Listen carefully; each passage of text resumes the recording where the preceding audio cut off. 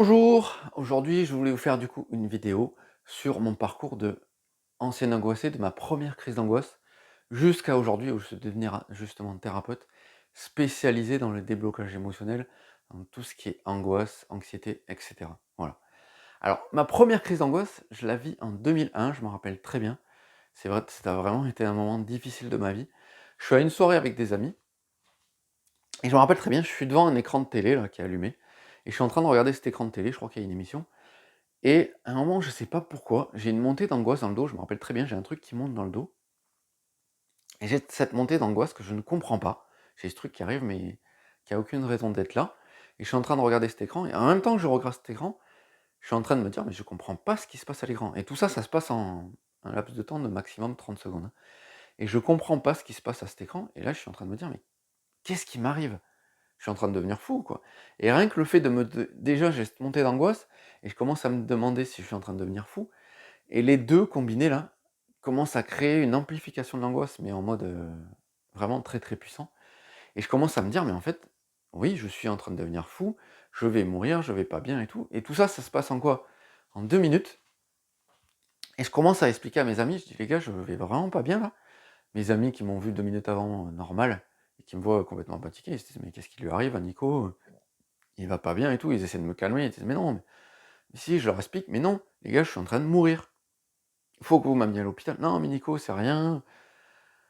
Il y a rien là, tout va bien». Ils essaient justement de m'expliquer, et ça, le fait qu'on essaie de m'expliquer que tout va bien alors que moi je suis en train de vivre intérieurement un tsunami, ça m'amplifie encore plus ce truc. Cette impression de vraiment faire partie d'un autre monde, et je vais vivre 3 heures dans le calvaire. Alors au bout d'une heure, ils acceptent quand même de m'amener à l'hôpital, et j'arrive à l'hôpital, j'explique à l'infirmière que en fait je suis en train de devenir fou, que je vais mourir.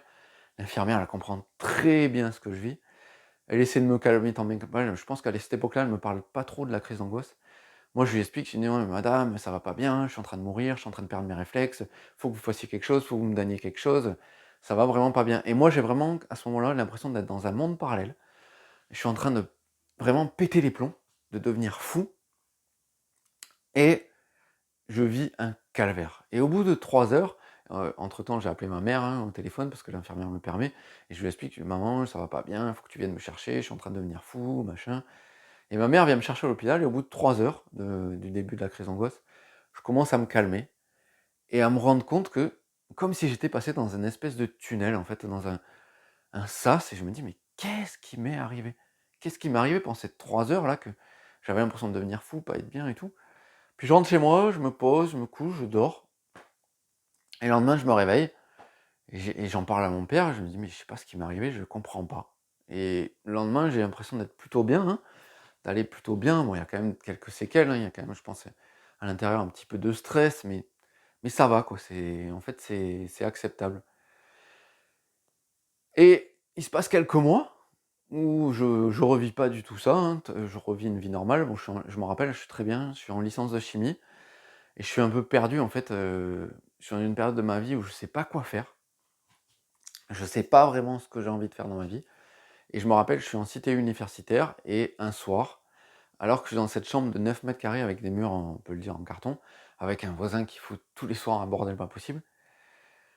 Et justement ce soir-là, mon voisin remet de la musique à fond et tout. De nouveau, montée d'angoisse. Bon, cette fois-ci, je sais ce que c'est, ça n'empêche que pour moi, c'est un moment ultra désagréable. Et cette deuxième crise d'angoisse va être le début d'une longue série où finalement je ne vais pas savoir quoi faire pour les calmer.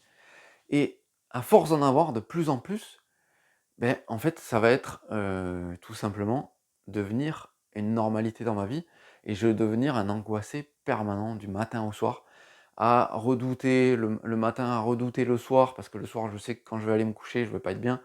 Le soir, quand je suis couché, à redouter la nuit, parce que je sais qu'en pleine nuit, je vais me réveiller, je vais avoir des sueurs froides, ou je vais avoir l'impression que je sens pas mon corps, ou que je suis complètement en train de devenir fou. Et la nuit, à redouter le matin, parce que le matin, je sais que je vais devoir me relever, que je vais pas être bien quand je vais me relever.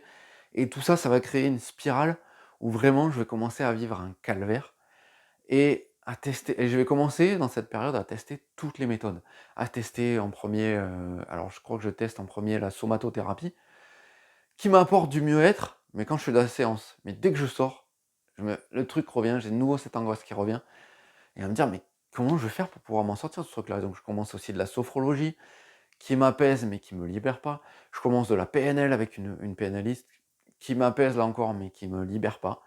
Et je deviens un expert de toutes les techniques, à essayer plein de protocoles, plein de techniques toute la journée, du matin au soir, à devenir complètement taré parce que plus je fais des exercices et moins ça marche en fait. Et je m'en rappelle, alors cette période, elle va durer peut-être, je crois que c'est oui, en 2005, donc de 2001 à 2005. Il y a toute cette période où j'ai des petites améliorations, mais franchement, c'est pas la panacée.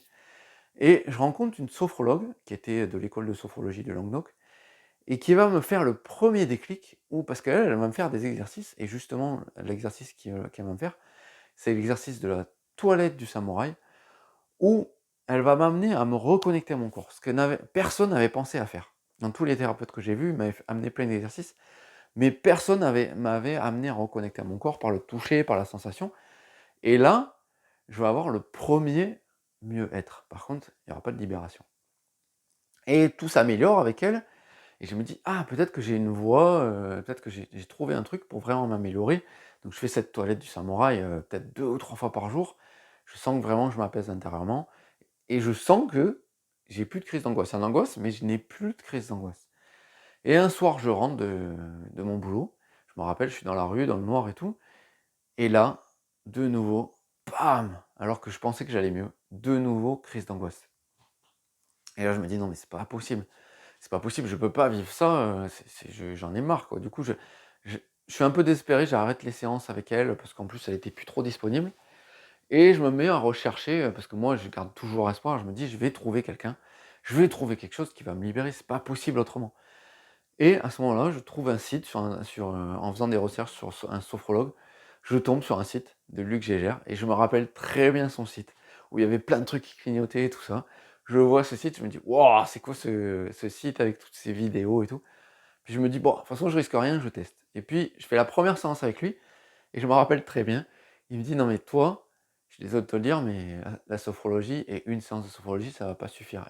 Et au fond de moi, il y a un petit truc qui est: «Ah et c'est quoi ce mec? Pourquoi il me dit ça et tout?» Il y a un petit peu un truc un peu revanchard et finalement, je décide de refaire une séance avec lui et avec lui, je vais commencer un petit peu à tester d'autres techniques. Donc on commence à tester l'hypnose, le l'EFT, le MDR, la sophrologie à fond avec lui, c'était vraiment la sophrologie et je commence à avoir ces améliorations, à vraiment avoir des trucs, je me dis: «Ah, il y a un truc qui se passe» et vraiment le déclic avec lui, c'est ce jour où il me dit: «Mais arrête de faire tous ces exercices, arrête de fuir tout ce que tu vis à l'intérieur, observe ce qui se passe, observe tes sensations». Et c'était un vendredi, je crois, la séance, et là, je commence à rentrer chez moi et à m'amuser, à observer tout simplement ce qui se passe dans mon corps. Et là, c'est vraiment le premier déclic de voir que quand je commence à observer ce qui se passe dans mon corps, et ben en fait, les sensations ont tendance à diminuer. Et là, je me dis: «Waouh, c'est quoi ce truc de fou?» Pourtant, c'est juste une consigne vraiment la plus simple du monde. Juste observe ce qui se passe, laisse faire et tu verras bien. Et c'est vraiment les premières vraies améliorations que je sens dans ma vie. Et un jour, il arrive dans son cabinet, on doit faire une séance et tout, il me dit: «Ah, j'ai découvert un truc, c'est génial, ça va révolutionner la thérapie, ça s'appelle la méthode Tipeee». Alors moi, je me dis: «Bon OK, des techniques, j'en ai testé, beaucoup». Il y a le scepticisme qui est encore là, j'y crois pas vraiment et on fait une première séance de Tipeee et je m'en rappellerai toujours. Aujourd'hui, je peux en rigoler, mais à l'époque, j'en rigolais pas. Je fais cette première séance de Tipeee, on travaille sur un truc qui me perturbe dans la vie. Et je repars de cette séance encore plus mal qu'en arrivant. Et là, je me dis: «Mais c'est quoi ce truc?» Il me dit que c'est un truc qui va révolutionner le monde, qui va révolutionner la thérapie. Et je fais la séance et je me sens encore plus mal. Et je passe une semaine, mais vraiment horrible, à pas me sentir bien. Mes parents, ils me disent: «Mais qu'est-ce qu'il a, quoi? Il est encore plus mal que d'habitude». Je passe cette semaine et je vois, on avait travaillé un truc en particulier, je vois qu'en fait, ce qu'on a travaillé, il y a aucune libération. Et par contre, au bout d'une semaine, je me retrouve à devoir aller pour le travail. Je crois que c'était aller à Montpellier. Je devais aller ah non, pardon, je devais aller carrément au-dessus de Béziers et il y avait un truc que je redoutais quand j'avais mes crises d'angoisse, c'était de rentrer sur l'autoroute de nuit, après un chantier. C'était vraiment pour moi le truc le plus horrible et je sais que je dois aller sur ce terrain, je vais sur le terrain et tout et je m'organise pour que justement je n'ai pas à rentrer de nuit, du coup, que j'ai juste à rentrer sur l'autoroute. En fait, tout foire, parce que sur le chantier, tout se passe mal, je repars beaucoup plus tard que prévu, et quand je prends l'autoroute, justement, il fait nuit, et je me retrouve sur cette autoroute, et en fait, je suis finalement en attente de l'arrivée de cette crise d'angoisse. Et en fait, ce qui se passe, c'est qu'elle arrive jamais. Je suis sur l'autoroute, je roule, et cette crise d'angoisse n'arrive jamais. Et je me dis: «Mais qu'est-ce qui s'est passé? Pourquoi j'ai pas eu cette crise d'angoisse que j'ai à chaque fois, ce mal-être que j'ai en voiture? Pourquoi cette fois-ci je ne l'ai pas?» Et là, ça fait tilt, je me dis: «Ah! La séance de Tipeee». Et là, je crois que je rappelle Luc ou on se revoit, un peu plus tard, et je lui en parle, je dis: «Mais en fait, on a essayé de débloquer un truc, ça a pas du tout débloqué ce qu'on voulait, et par contre, je me suis retrouvé sur l'autoroute à débloquer tout ça, cette crise d'angoisse, en voiture». Et du coup, ça a été le premier déclic, la première découverte. Après des déblocages, on en a fait plein, et ce qu'on a remarqué, et ça a été vraiment ce qui a donné naissance justement à la méthode NERTI, parce que la méthode Tipeee, ce qu'on a remarqué, c'est que souvent, quand on fait des séances sur une problématique que je lui ai amenée, on débloquait jamais la problématique qu'on avait choisie, on débloquait toujours autre chose.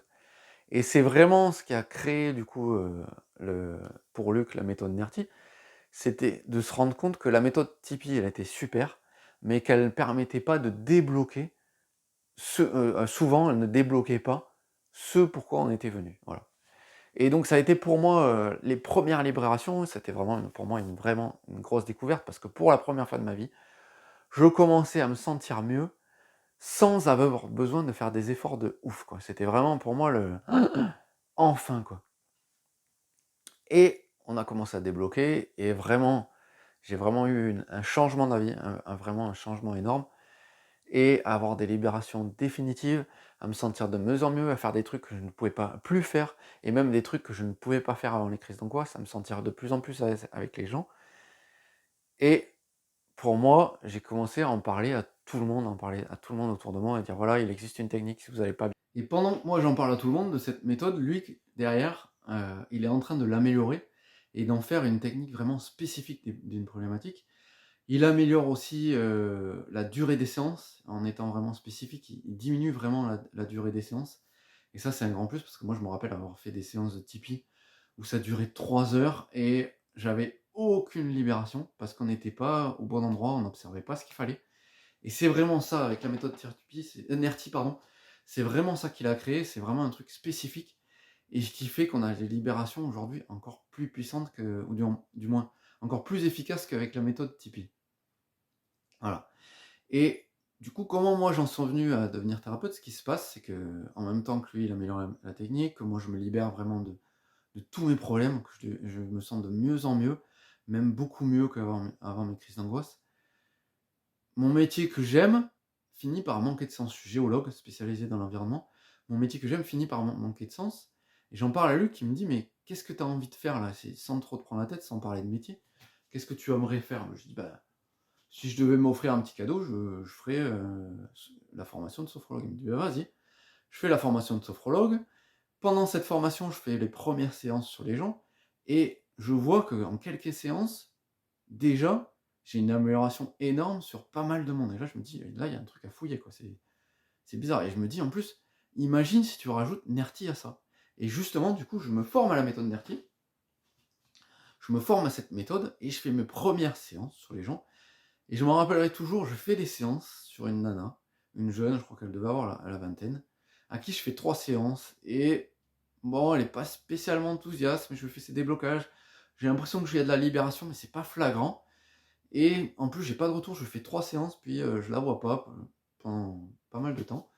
Et je revois, au bout de 6 mois, je crois, une amie à elle, qui me dit: «Depuis que tu l'as vue, mais tu nous l'as transformée, elle a changé, elle a pris des initiatives et tout, c'est un truc de malade». Et là, je me dis: «Ah! En fait, avec juste 3 séances, j'ai réussi à faire ça». Et du coup, c'est vraiment ce truc, je me dis: «Mais si, du coup, si en 3 séances, j'arrive à faire ça avec une personne, pourquoi je ne pourrais pas le faire à plein d'autres personnes? Pourquoi je ne pourrais pas aider d'autres personnes?» Et c'est vraiment ce cheminement qui m'a amené justement à devenir thérapeute, à créer ma boîte, à former un artiste. C'est: OK, moi j'ai vécu un truc où pendant des années, je n'arrivais pas à me libérer, où pendant des années, je n'arrivais pas à me sentir mieux. J'ai réussi à m'en libérer, à vraiment aller bien et à même dépasser mes espérances. est-ce que je ne pourrais pas aider d'autres personnes qui vivent la même chose que ce que moi j'ai vécu? Est-ce que je ne pourrais pas aider d'autres personnes également à se libérer?